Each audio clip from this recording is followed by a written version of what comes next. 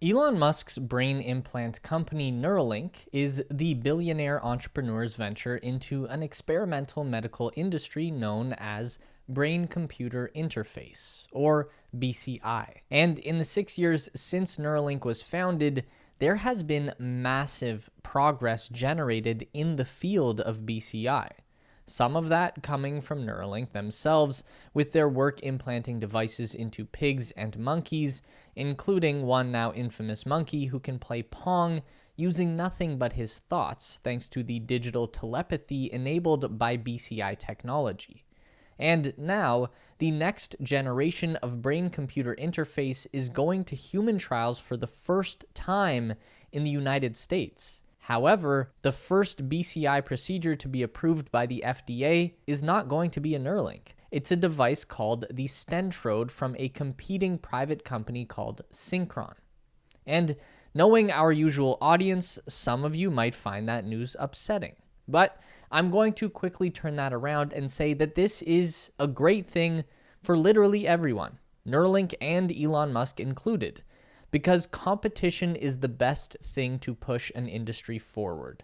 Strong competition and a variety of products on the market will accelerate innovation and new discoveries. So, let's get into the current state of the BCI industry and how Neuralink fits into the broader picture. So, obviously, when Neuralink was founded in 2016, there was a ton of fanfare and media attention around the company, and that was due entirely to the person behind the project, Elon Musk. The news lit up with stories about how Elon Musk was going to put implants in people's brains that would cure all diseases, make you smarter, let you control a computer with your brain, and even interface with an artificial intelligence to become a human-machine hybrid super being. It was all a bit extra, but that's just how things go with Elon. He doesn't have a filter, he just says all the wild, fantastical things that are in his brain and the media reports it. So Elon Musk did not invent the brain-computer interface. It's been around for a surprisingly long time. The only problem is that between the year 2016 and the mid-90s, there's been virtually zero progress made at improving the methodology and implementation of BCI. So that's where Neuralink comes in.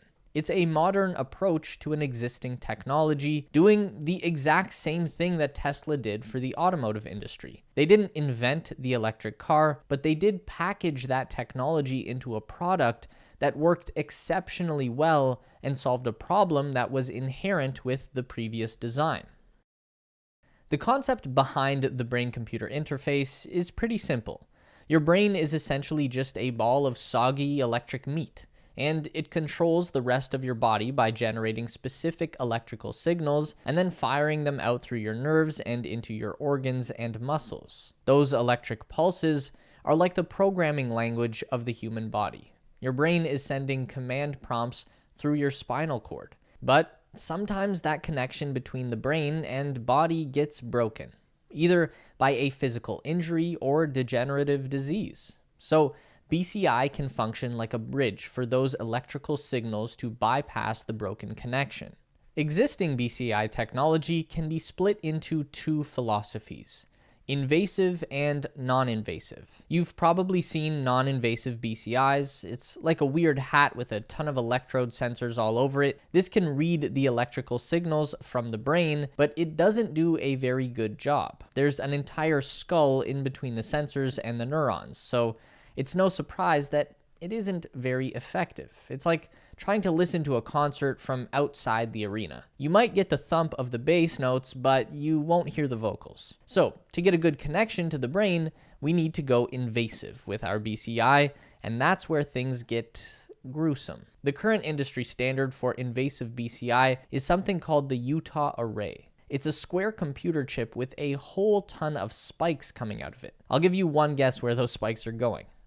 Yeah, into the brain. So what they do is cut out a chunk of your skull, spike the Utah array into the outer layer of your brain, and then attach a miniature computing device directly onto the top of your head that connects to the array on one end and has a giant wire coming out the other end. Typically, they will have to do this twice, so you'd have 2 spikes in the brain and 2 computer boxes with wires coming out the top of your head. It's brutal, but very effective. The spikes can quickly and easily read the electrical signals from the cortex region of the brain, which are then read by the computer and translated into computer code. And that process allows a person with the brain implant to control an electronic device with their brain. They can control a robotic limb like it was their own arm, or control a computer to move a mouse or type on a keyboard. The downside to this method is that it is limited to use only in medical research environments. People can't go about their lives with all of this stuff coming out of their heads. They can't even maintain this in their own homes. Also, because the Utah array is just a bunch of tiny nails in the surface of your brain, the body is going to want to reject that foreign object. It's going to get inflamed and form scar tissue around the puncture that will eventually render the device useless. So now we enter the next generation of BCI technology, currently being led by startup companies like Neuralink and Synchron. Like we said off the top, Synchron is the first to reach full human trials.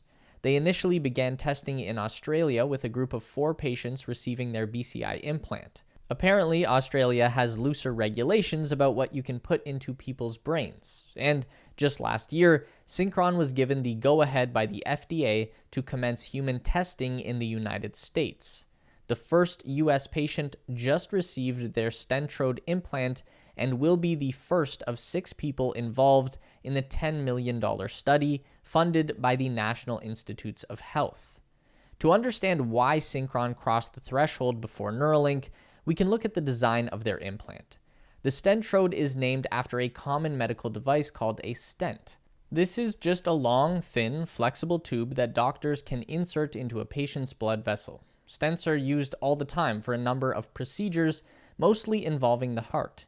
If you have a blocked or narrowed artery, the doctor will insert a stent tube to hold it open for you so that blood can flow and you don't have a heart attack. So, the Stentrode is actually what it sounds like, a stent combined with a cluster of electrodes. The Synchron procedure is to insert the stent with a catheter into the patient's jugular vein and run it all the way up into a blood vessel that is nestled within the motor cortex of the brain. When they pull back the catheter tube, the hollow wire mesh of the Stentrode will expand out and interface with the walls of the blood vessel. And the wire at the other end of the Stentrode is connected into a very small computer device that is implanted inside the patient's chest cavity. If this sounds at all familiar, that's just because this is virtually the exact same procedure as implanting a pacemaker. They're just running the wire into the brain instead of into the heart. The implanted computer device will then connect with the rest of the system via Bluetooth, either paired to a computer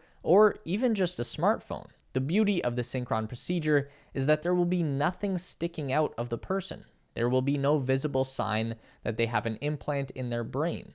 The system can be used anywhere. The surgery can be done in any hospital setting in just a couple of hours, and most importantly, there is no need to open the person's skull or damage their brain tissue.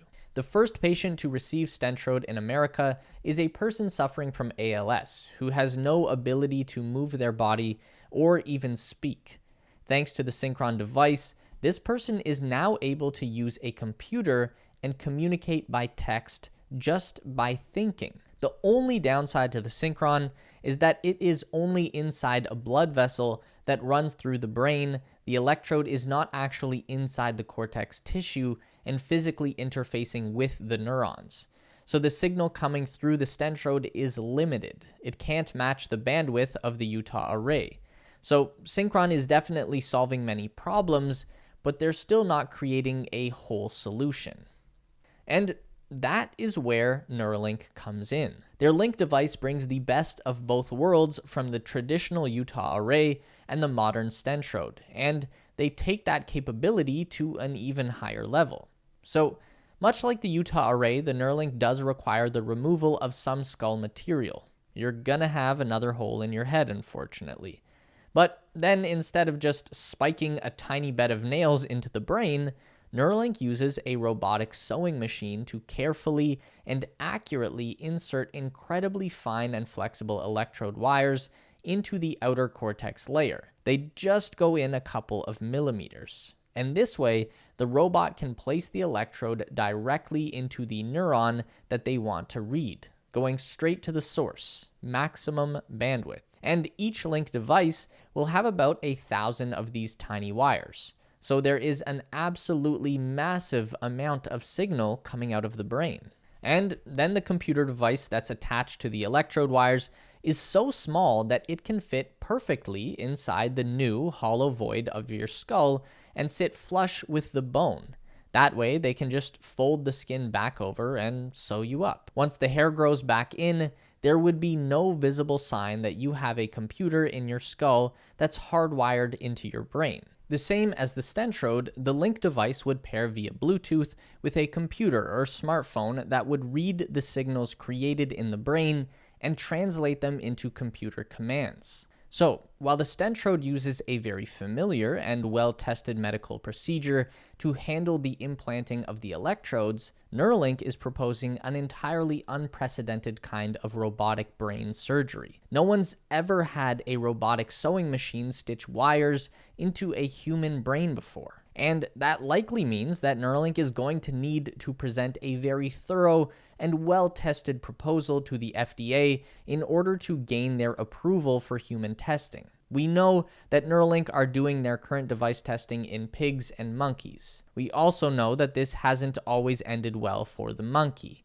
In many cases, the monkeys who were operated on were either previously deceased at the time of the operation or were so near death that they were euthanized immediately after the procedure. Those monkey deaths were planned and are a regular part of testing any medical device. In other cases, some monkeys did die because of infections or complications directly related to the Neuralink surgery.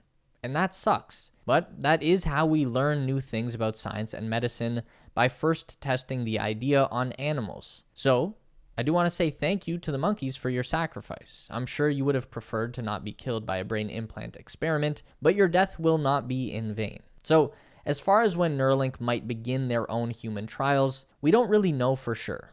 We know that this is something that they are actively working on with the FDA. Elon says that his company is committed to not only meeting, but far exceeding all of the safety standards involved with the trial. When asked, Elon said that he expects human Neuralink trials by the end of this year. He also said the same thing last year, but he's saying it again this year. He has to be right eventually, right? Like a broken clock kind of situation. Also, it's probably good to not be the first modern brain implant to go to human testing. There's going to be something that can be learned from the Synchron experience that can help make Neuralink better. Again, there's more than enough room in the industry to have multiple players. It's not like Neuralink should just quit because Synchron got ahead in the testing phase. And Synchron isn't useless just because it has a lower bandwidth connection. Unfortunately, there are a lot of people in the world with varying forms of brain injury and disease, and they need all of the help they can get as soon as they can possibly get it. So, more BCI companies doing more real-world testing will always be better. Hopefully, that's opened up the world of brain-computer interfaces for you just a little bit. Elon and Neuralink might be the loudest and the flashiest, and they by far get the most attention, but there is a lot of really great technology out there that is going to help a lot of people, and that's awesome. Though again, RIP to the hero monkeys.